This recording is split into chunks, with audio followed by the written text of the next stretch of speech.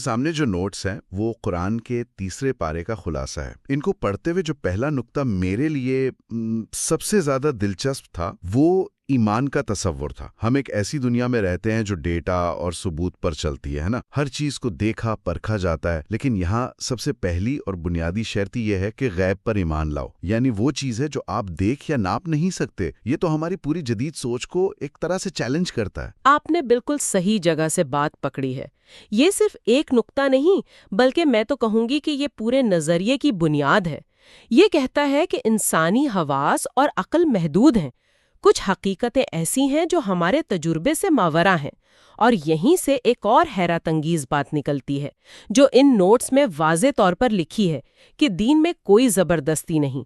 یہ دونوں باتیں ایک ساتھ بہت گہری ہیں، ایک طرف غیب پر ایمان کا مطالبہ تو دوسری طرف یہ آزادی کہ یہ فیصلہ دل سے کرنا ہے، کسی دباؤ میں آ کر نہیں۔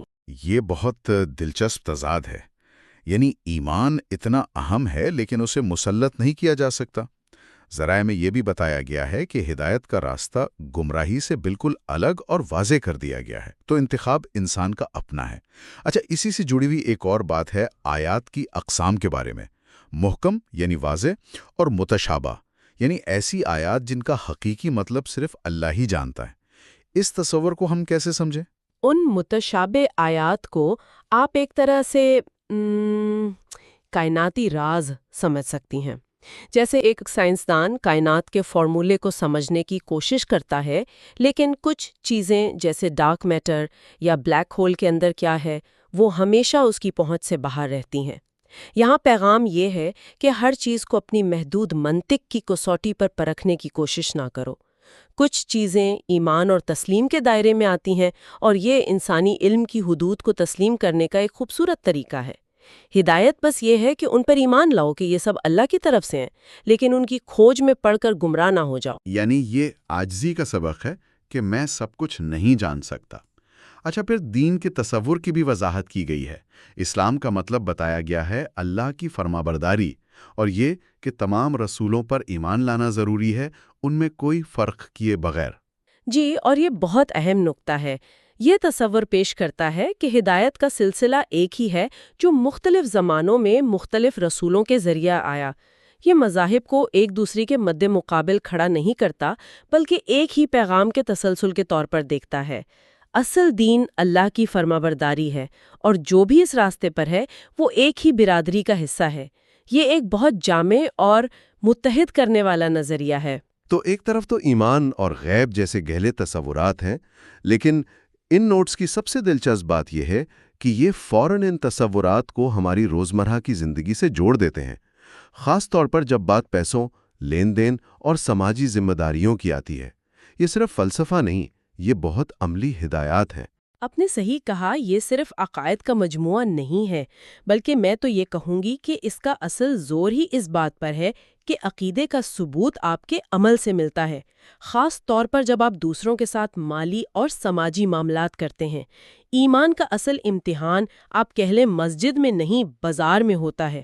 اور بازار کے اصولوں میں سے ایک اصول مجھے تقریباً انقلابی لگا۔ کہا گیا ہے کہ اگر کوئی مقروض تنگ دست ہے تو اسے مہلت دو جب تک اس کے حالات بہتر نہ ہو جائے۔ آج کل کی دنیا میں تو ہر چیز سود اور لیٹ فیس پر چلتی ہے۔ ہمارا پورا معاشی نظام اس بات پر کھڑا ہے کہ وقت پر پیسہ واپس نہ آئے تو اس پر جرمانہ لگاؤ۔ یہ اصول تو پورے معاشرے کی سوچ کو چیلنج کر رہا ہے کہ منافع سے زیادہ اہم انسان کی مجبوری ہے۔ بالکل، اور یہیں سے اسلامی معاشیات کی بنیاد نظر آتی ہے۔ اس کا مقصد صرف دولت بنانا نہیں، بلکہ دولت کی منصفانہ تقسیم اور سماجی تحفظ ہے۔ یہ اصول قرض کو ایک تجارتی موقع کے بجائے ایک سماجی ذمہ داری کے طور پر دیکھتا ہے، بلکہ اس سے بھی ایک قدم آگے بڑھ کر کہا گیا ہے کہ اگر تم وہ قرض معاف ہی کر دو تو یہ تمہارے لیے اور بھی بہتر ہے۔ یہ معاشی نظام کے اندر رحم اور ہمدردی کو داخل کر رہا ہے۔ اور صرف رحم ہی نہیں، بلکہ شفافیت پر بھی بہت زور ہے۔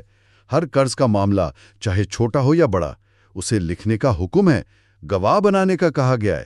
مجھے یہ بات بہت حیران کن لگی کہ اس میں گواہوں اور کاتب کے تحفظ کی بھی بات کی گئی ہے کہ انہیں کوئی نقصان نہ پہنچایا جائے۔ آج کا تو ہم فائن پرنٹ میں شرائط چھپانے کی کوشش کرتے ہیں، یہاں تو ہر فریق کے حقوق کو یقینی بنایا جا رہا ہے۔ اس کے پیچھے کیا سوچ ہے؟ اس کے پیچھے انصاف کا ایک مکمل نظام قائم کرنے کی سوچ ہے۔ جب ہر چیز لکھی جائے گی اور گواہ موجود ہوں گے تو کسی کے ساتھ ناانصافی کا امکان کم ہو جائے گا۔ یہ زبانی وعدوں پر انحصار ختم کرتا ہے اور تعلقات میں وضاحت لاتا ہے، اور گواہوں کے تحفظ کا مطلب یہ ہے کہ لوگ سچ بولنے اور انصاف کی حمایت کرنے سے نہ ڈریں۔ اگر گواہی محفوظ نہیں ہوگا تو کوئی سچ کے لیے کھڑا کیسے ہوگا؟ یہ ایک مضبوط اور منصفانہ معاشرے کی بنیاد رکھ رہا ہے۔ بالکل ویسے ہی جیسے صدقہ اور خیرات کے اصول ہیں، ایک جملہ ہے جو ذہن میں اٹک گیا ہے: تکلیف دے کر صدقہ دینے سے بہتر ہے کہ میٹھے بول بول کر معافی مانگ لی جائے۔ یہ تو آج کل کے چیریٹی گیلاز اور سوشل میڈیا پر مدد کے اعلانات پر ایک گہری تنقید ہے، جہاں تصویریں کھنچوا کر کسی کی مدد کی جاتی ہے۔ یہاں تو نیت اور طریقے کو اصل چیز قرار دیا جا رہا ہے۔ اور مدد ایسی ہونی چاہیے جس سے لینے والے کی خودداری مجروح نہ ہو۔ اسی لیے آگے یہ بھی کہا گیا کہ اگر تم غریبوں کو چھپا کر صدقہ دو تو یہ بہت بہتر ہے۔ اس سے دو فائدے ہوتے ہیں: ایک تو لینے والے کی عزت محفوظ رہتی ہے، دوسرا دینے والے کے اندر دکھاوے اور تکبر کا جذبہ پیدا نہیں ہوتا۔ یہ عمل خالصتاً اللہ کی رضا کے لیے ہوتا ہے، لوگوں کی واہ واہ کے لیے نہیں۔ اور یہ بھی کہ اپنی کمائی کی اچھی چیزوں میں سے دو، بیکار اور ردی چیزیں نہیں۔ یہ اصول تو ہر پہلو سے انسان کو ایک بہتر، زیادہ ہمدرد اور زیادہ دیانتدار فرد بنانے پر مرکوز ہیں۔ یہ بہت متاثر کن ہے۔ اور یہ تمام سماجی اور معاشی اصول آخر کار ایک بڑے سوال سے جڑتے ہیں کہ ہم یہ سب کیوں کر رہے ہیں؟ زندگی کا مقصد کیا ہے؟ ان نوٹس میں اس کا بھی بہت خوبصورتی سے جواب دیا گیا ہے۔ ہاں، وہ حصہ جہاں دنیا کی کشش کا ذکر ہے، بتایا گیا ہے کہ انسانوں کے لیے عورتیں، اولاد، سونے چاندی کے ڈھیر، بہترین گھوڑے، مویشی اور کھیتیاں، ان سب کی محبت دلکش بنا دی گئی ہے۔ یہ بات مجھے اس لیے اچھی لگی کہ اس میں انسانی فطرت کو تسلیم کیا گیا ہے۔ یہ نہیں کہا گیا کہ یہ چیزیں بری ہیں، بلکہ یہ کہا گیا ہے کہ یہ انسان کے لیے پرکشش ہے۔ بالکل، یہ ایک بہت حقیقت پسندانہ نقطہ نظر ہے۔ ان چیزوں کی مذمت نہیں کی گئی، بلکہ ان کی حیثیت واضح کی گئی ہے کہ یہ دنیا کی زندگی کا عارضی سامان ہے۔ اور اس کے فوراً بعد ایک سوال اٹھایا گیا ہے: کیا میں تمہیں اس سے بہتر چیز کے بارے میں نہ بتاؤں؟ یہ انسان کو سوچنے پر مجبور کرتا ہے کہ ان تمام چیزوں کے پیچھے بھاگنے کے بعد کیا کوئی اعلیٰ مقصد بھی ہے؟ اور وہ بہتر چیز ہے پرہیزگاروں کے لیے باغات، پاکیزہ ساتھی اور سب سے بڑھ کر اللہ کی رضا۔ یہ دنیا کی عارضی لذتوں کے مقابلے میں آخرت کا دائمی اجر ہے۔ یہ ایک واضح موازنہ ہے جو انسان کو اپنی ترجیحات طے کرنے میں مدد دیتا ہے۔ اسی کے ساتھ قیامت کے دن کا تصور بھی جڑا ہوا ہے۔ ایک ایسا دن جب نہ کوئی تجارت کام آئے گی، نہ دوستی، نہ سفارش، ہر کوئی اپنے اعمال کا خود ذمہ دار ہوگا۔ یہ تصور دنیا میں ایک ذمہ دارانہ زندگی گزارنے کے لیے بہت بڑی ترغیب ہے۔ جب معلوم ہو کہ ایک دن ہر عمل کا حساب دینا ہے اور کوئی مدد کو نہیں آئے گا، تو انسان خود بخود اپنے اعمال میں احتیاط برتتا ہے۔ اس میں جزا اور سزا کا تصور بھی بہت واضح ہے۔ جو لوگ انصاف کا حکم دینے والوں کو قتل کرتے ہیں یا ایمان لانے کے بعد کفر اختیار کرتے ہیں، ان کے لیے سخت عذاب کی وعید ہے۔ یہ اصول و ضوابط صرف مشورے نہیں ہیں، ان کے ساتھ ایک احتساب کا نظام بھی منسلک ہے۔ جی، یہ احتساب کا تصور ہی پورے اخلاقی نظام کو معنی دیتا ہے۔ اگر اچھے اور برے کام کا کوئی نتیجہ نہ ہو تو پھر اخلاقیات کی کوئی بنیاد ہی نہیں رہتی۔ یہ تصور بتاتا ہے کہ ہمارے ہر انتخاب کی ایک قیمت ہے اور ایک نتیجہ ہے۔ تو یہ پورا نظام زندگی، ایمان سے لے کر عمل تک اور عمل سے لے کر احتساب تک، کچھ بنیادی اصولوں پہ کھڑا ہے۔ ان نوٹس میں اللہ کی کچھ صفات کا بھی ذکر ہے، جیسے الحی، القیوم۔ اس کا مطلب ہے ہمیشہ زندہ اور قائم رکھنے والا۔ لفظ القیوم یہاں بہت دلچسپ ہے۔ اس کا مطلب صرف یہ نہیں کہ اس نے کائنات بنا کر چھوڑ دی، بلکہ وہ ہر لمحے اسے چلا رہا ہے، اسے قائم رکھے ہوئے ہے۔ جیسے ایک آپریٹنگ سسٹم جو بیک گراؤنڈ میں مسلسل ہر چیز کو سنبھالے ہوئے ہے، اگر وہ ایک لمحے کے لیے بھی اپنی توجہ ہٹا لے تو سارا نظام درہم برہم ہو جائے۔ یہ خدا کے ساتھ ایک بہت فعال، مسلسل اور ذاتی تعلق کا تصور ہے، نہ کہ کسی دور بیٹھے خالق کا۔ واہ، یہ بہت خوبصورت تشریح ہے۔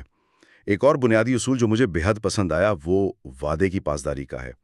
کہا گیا ہے کہ اللہ پرہیزگار اور وعدہ پورا کرنے والوں کو پسند کرتا ہے، اور اس میں یہ بھی کہا گیا ہے کہ اس کا مذہب کوئی بھی ہو، یہ تو ایک عالمگیر اخلاق کی اصول ہے جو کسی ایک گروہ تک محدود نہیں ہے۔ بالکل، یہ اصول مذہب کی حدود سے بالا تر ہو کر انسانیت کی مشترکہ قدر کی بات کر رہا ہے۔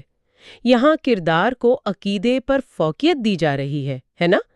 آپ کا تعلق کسی بھی مذہب سے ہو، اگر آپ اپنے وعدے کے پکے اور دیانتدار ہیں تو آپ قابل قدر ہیں۔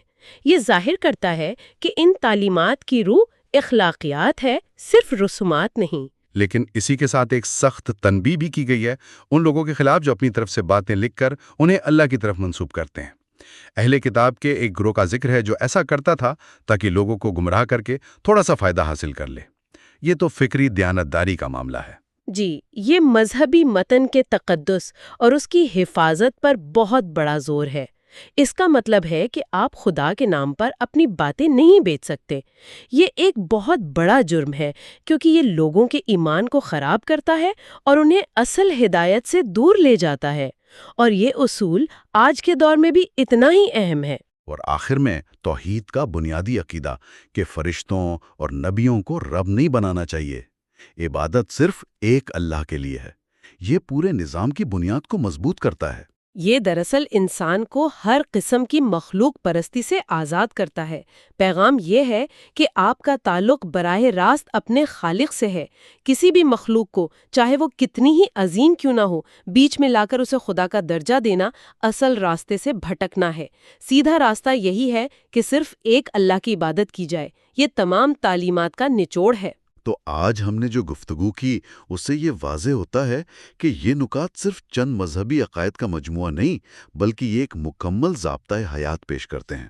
عقیدے کی گہرائی سے لے کر بازار کے لین دین تک ہر چیز آپس میں جڑی ہوئی ہے۔ میرے لیے سب سے حیران کن بات یہی ہے کہ کس طرح غیب پر ایمان کا تصور براہ راست اس بات سے منسلک ہے کہ آپ ایک غریب قرضے دار کے ساتھ کیسا سلوک کرتے ہیں۔ یقیناً ان تمام اصولوں کا مرکزی خیال ایک متوازن اور بااخلاق زندگی گزارنا ہے جو ایمان پر مبنی ہو۔ یہ ایمان کو عمل سے جوڑنے کا ایک مکمل خاکہ پیش کرتا ہے۔ یہ کہتا ہے کہ آپ کا ایمان صرف آپ کے دل تک محدود نہیں رہ سکتا، اسے آپ کے کردار، آپ کے مالی معاملات اور آپ کے سماجی تعلقات میں نظر آنا چاہیے، تبھی وہ ایک زندہ اور مکمل ایمان ہے۔ ان ذرائع میں اس بات پر زور دیا گیا ہے کہ وعدے کو پورا کرنے والے کو اللہ پسند کرتا ہے، چاہے اس کا مذہب کچھ بھی ہو۔ اور طلب بات یہ ہے کہ اگر آج ہم اس عالمگیر دیانتداری کے اصول کو اپنی ذاتی اور پیشہ ورانہ زندگی میں مکمل طور پر اپنا لیں تو ہمارے باہمی تعلقات اور معاشرے پر اس کے کیا اثرات مرتب ہوں گے۔